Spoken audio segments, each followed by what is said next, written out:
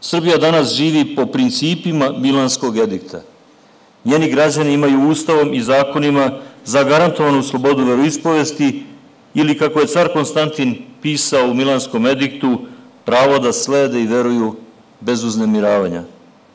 Milanski edikt je za nas filozofija života. Ova jubilarna godina nama nije tek demonstracija kulture sećanja, već istinska slava jednog od najznačajnijih civilizacijskih dokumenta.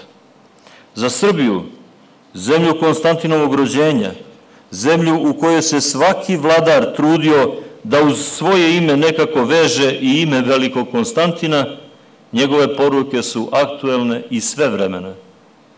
Promovišemo ih kao opšte vrednosti čija principijelnost i humanost na ponos čovečanstva opstaju kroz vekove kao putokazi, kao luč. Konstantin se krstio neposredno pred smrt.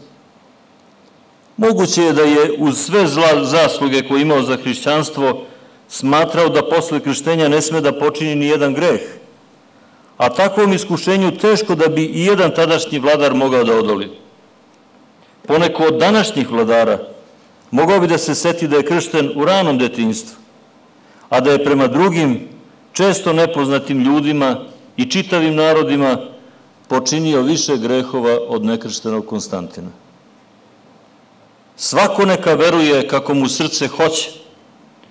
Ovim Konstantinovim rečima vera mnogih od nas postala je vera živih i slobodnih ljudi.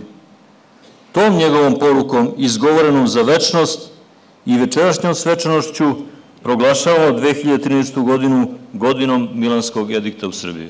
Hvala vam.